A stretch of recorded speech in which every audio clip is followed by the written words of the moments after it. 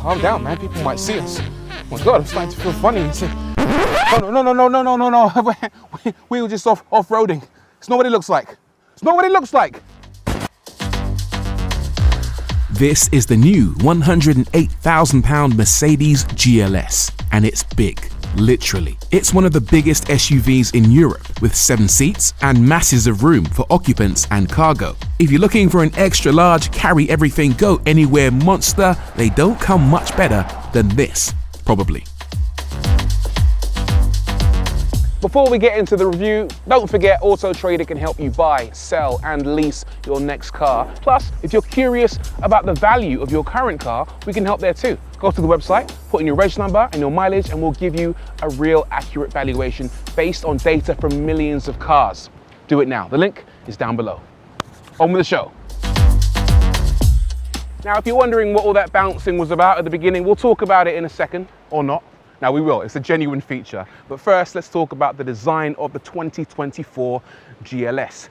It's been revamped. So on the old car, you had 2 large horizontal bars across the front. Now you got 4 large horizontal bars across the front with a large 3-pointed star in the middle. The grille actually looks much bigger, much beefier, and much meaner than it did on the previous car. You've also got these gloss black accents around the redesigned air intakes, but they're not actually air intakes, are they? They are completely fake, but they do look vaguely cool, I suppose. And then you've got new headlights. So these are multi-beam LEDs, and each one has 114 individual LEDs, and apparently these are the brightest headlights allowed by law. If they were any brighter, they would actually melt any object within a 2-foot distance. That's a lie. But if they were any brighter, they would be completely illegal. If you like driving down dark roads at night, this car's for you. Now, along the side, it's a big old brute, isn't it? It's like standing next to a block of flats, 5.2 meters long and taller than me. I'm 5'11", and this thing towers above me, enormous. You also get some new wheels. These are 23-inch, believe it or not. And they don't even look in proportion. They look too small. You could probably get away with 26 inches, for goodness sake, before it started to look like it was out of proportion. And the wheel designs themselves, quite nice. You get some nice little black brake calipers. And then down the side, you've got these running boards. Now, on most off-roaders, SUVs, these are a bit of a gimmick, but on this car, they are very useful in terms of getting in and out of this thing because of the height that you've got to traverse to get inside. Door handles, normal. Door close sound, really good. There's also soft close. That's pretty handy. You've also got 3 large windows, one for the front, one for the middle row, and one for the back row. Yes, this is a 7-seater car, so even passengers at the very back get quite a large window, which is very handy. Now, round the back. Not an awful lot has changed, to be honest. It's quite a plain rear end, but it's still quite imposing. What you do get are a set of brand new rear lights, which are a little bit more fetching than the previous generation one. And you also get some GLS 450D badging in case you forget what car you bought. Very, very handy. The lower bumper is exactly the same as it was on the previous car, but I'm gonna take my time on this one and just point out something that I don't really like, and that is Mercedes insist on having fake exhausts on their cars. Now, to me, I just don't get why. I mean, one positive thing, if I'm reaching for positives, is that if children touch the exhaust, then they won't burn their hands. But you know what's going to happen, don't you? One day, a kid is going to walk up to a McLaren or a Ferrari, touch the exhaust, thinking it's fake and it's safe. They're going to burn their hand off, and it's all going to be thanks to Mercedes. Right, let's look at the boot. Okay, so the boot space is incredibly impressive. That is a total, believe it or not, of 470 litres, and that's 144 litres more than what you get in a BMW X7. And underneath here, loads of room for a spare tyre, which you don't get, but you could add if you wanted to, but also just for loads of your junk stashed away. That's pretty cool. And then there are 2 sets of buttons, one on either side. That set is for your 2nd row of seats, and that set is for controlling your 3rd row of seats. Let me demonstrate. Now I'm going to push these, and what you'll see is the headrest will fall. Oh, and then the seats will fold down. And then what you've got is a massive 890 litres of space. But if I come back over here and press the all button, what that will do is it will actually lower all of the seats in the 2nd and 3rd row simultaneously to transform the GLS from an SUV into a van. this is quite a cool touch as well. I'm gonna show you this. So the parcel shelf can cover up what's in the third row, but if I very elegantly slide in here, what you'll see is that it can also very easily cover up what's in the second row. That is a nice touch. Plus it can fold away underneath the boot out of the way completely. That's huge. If you find yourself banished to the third row, things aren't as bad as you might expect. The second row folds out the way quite slowly to make room, so you'll need to be patient, but thoughtfully, if there's a baby seat installed there, Merck says it won't crush your child. Once you're in the very back, the space is huge, with seats that can accommodate people up to 1.94 meters tall, that's 6'3", with lots of headroom and decent legroom. You can even slide the second row forward to give yourself more legroom than I had here. In the back of the GLS, it's rather nice. Loads of room to lounge and relax, good leg room, great headroom because it's so tall, and that's despite it having a panoramic glass roof. But the roof only goes back as far as the first and second row. No third row sunroof like you get in the BMW X7. Still, loads of space though. The seats are electrically adjustable, so they move forward and backward, and they even recline as well, so you can get comfy on a long journey. This is cool. The headrests are also electrically adjustable. They go up and down to make sure your head gets the optimum contact patch on these lovely pillows. Very, very nice.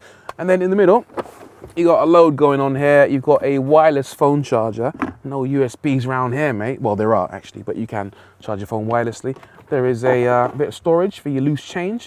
And then, rather interestingly, there is a deployable tablet that allows you to control various features in the car, including your climate control, your media playback, and they even serve as a remote control for these rear seat entertainment screens. I mean, look at this. That's the off button for that, and I can turn this one off as well.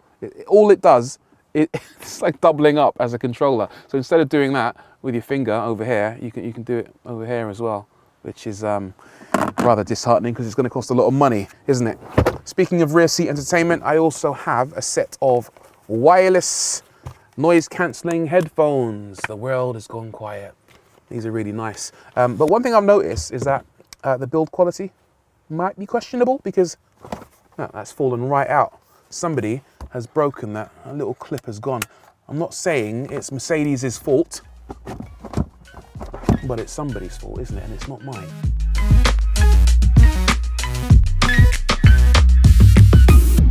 Up front, again, very similar to the previous generation GLS, but that's not so bad. You get some really nice wood on the dashboard, wood on the center console, and some pretty nice leather up top. There are some changes though. You get a new steering wheel, unfortunately, because this is the one with all the capacitive buttons, so it's a bit annoying and you can accidentally press buttons that you don't want to press when you're driving along. But the screen, despite being the same as before, now come with the latest version of MBUX. The software is bang up to date. You can also customize the driver display by pressing the home button on the steering wheel and choose between sport, classic, navigation, and a few other options to make it look exactly how you want. Now, in terms of storage, it's pretty good. You can roll back this wooden center console effortlessly, like I just did. You'll find 2 cup holders. And what's interesting about these is that they're actually heated and cooled. If you've got a hot beverage, it'll keep it hot. If you've got a cold beverage, it'll keep it nice and cool. Good touch. You've got wireless phone charging, 2 USB ports, the old style mouse trackpad, which is an option really. You don't have to use that. You can just use your finger, so that's fine. And then down here you got ample space in the center for carrying your bits and bobs. You got some nice ambient lighting if you want it. Yeah, pretty decent. Right, let's go drive it.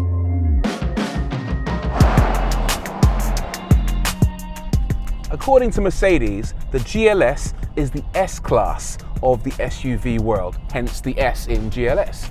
And you know what? It's not, but it's not far off actually, because the first impression you get from this car is that it's really quite luxurious. It could have easily felt quite agricultural, but not a bit of it. It's very smooth, it's very plush, the seats are very comfortable. They almost feel like armchairs, although there is actually a bit of support in them. The steering is a little bit on the heavy side, but I don't want super light steering in a car that's as big and bulky as this. I want to be reminded of the girth of the henchness of what I'm piloting down the street.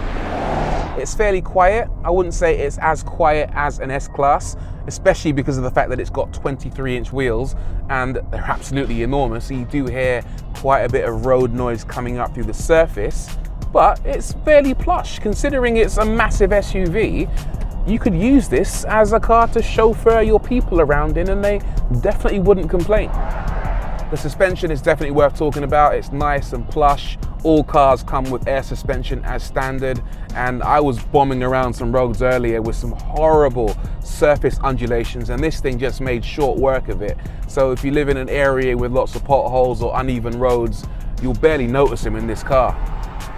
Pretty soon I was interrupted by a large lorry turning in the road and a van trying to make space for it. Unfortunately, the van decided to make that space by reversing right into the GLS.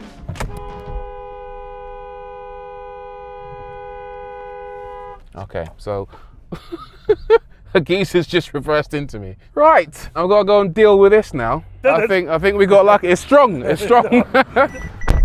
Right, so that is testament to how strong the front bonnet of the Mercedes is. It can actually survive being reversed into by a Renault panel van. Should we carry on? Now, as I was saying before I was rudely interrupted by a car crash, you have the option of getting the e-active body control, although it's only available on the Maybach version of the GLS, and what that does is it allows you to individually control each corner's spring and damping forces to make the suspension even smoother. It's also got a camera system that scans the road ahead looking for imperfections in the road, and if it identifies imperfections, it can actually slacken off or tighten up the suspension to make sure you tackle those imperfections in an ideal way. That feature also allows the GLS's most impressive party trick, bounce mode, aka free driving assist. The idea here is that if you're stuck in sand or mud, the bouncing helps you bounce out. It also helps if you want to make people think you're getting freaky in the massive back seats. It's also got a curve feature. I don't know why I'm telling you all this, this car doesn't have it, but if it detects a curve, it will actually lean the car over by 2.6 degrees, a bit like a motorbike would do, so you actually lean into the corners. Very clever. But again, this doesn't have it.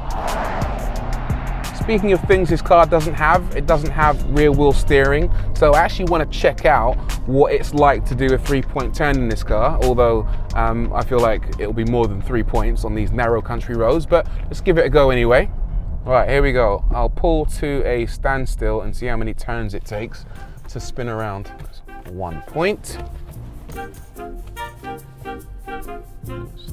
2 points. 3. 4. 5. I feel like Austin Powers. 6. Okay, that's a 7-point turn. Yeah, rear wheel steering would have come in really handy on this thing. The engine in the 450D is a 3-litre inline-6 diesel, which has 367 horsepower and 700 newton meters of torque. It'll do 0 to 62. There's a bin man. Look, there's a bin man in front of me, and the gap's not big enough to go around. Shall I wait? Nah, I'm in an off-roader. We're gonna go up here. We're gonna go up here and round. That's the beauty of being in a GLS. Look at that, I could barely feel that. Like I was saying, the engine in the 450D is a 3-litre inline-6 with 367 horsepower and a pretty impressive 700 newton meters of torque, and it will do 0 to 62 miles an hour in 6.1 seconds and 155 miles an hour flat out. In terms of responsiveness, well, I've got a few driving modes. Let's hit the dynamic switch down here and floor it. A little bit of turbo lag, but once you're up and moving, it shifts all right for a car this big and this heavy. Not bad. You don't want to get too cocky with it in the corners though. It's good grip, but the car weighs 2.8 tons and there's a slight sense of unease, shall we say, when you go into a corner too quickly, partly because of the mass, but also partly because of the fact that you're sat so high up. It feels like you're driving a penthouse, but still quite capable for a car of this size. One of the clever things about this engine is that it has an ISG, an integrated starter generator, which is basically like a small motor, a belt that basically helps the engine in order to improve the smoothness and responsiveness of the engine, but also improve your fuel economy. Mercedes say this car can achieve 32 miles per gallon, depending on which options you fit to it, specifically your wheel sizes. But on a day like today, with a driver like me, I am managing 16.5 miles per gallon. I'm not even going that quickly, but that figure does sound a lot more realistic than the Mercedes figure. A couple of cool things I've noticed about this car while driving it is the size of these sun visors. Absolutely enormous, but really useful, particularly today when we've got low winter sun. That's handy. And it's also got a fancy set of windscreen wipers with a system called Magic Vision Control. Now what it means is that the windscreen washers are integrated into the wipers and the water comes through tiny laser cut holes, so it keeps the water nice and neat and reduces the amount of water you use, but also keeps your visibility. On a normal car, you get water splashing all over the windscreen and that temporarily blinds you until it wipes it away, but with this, it's always visible and the water is heated, so it does a good job of actually removing frost and ice from your windscreen. Clever. In summary, I think this is a really cool car, man. It's enormous. It's a bit of a throwback. People don't make cars this big, especially in Europe, but it's nice to see that Mercedes are still producing big, chunky 7-seaters that have a lot of space for your stuff and your people. Some people say you never need an SUV this big, but I disagree. If you've got 7 people to carry and a load of stuff and you occasionally want to go off-road, there aren't many cars that do it better than a GLS.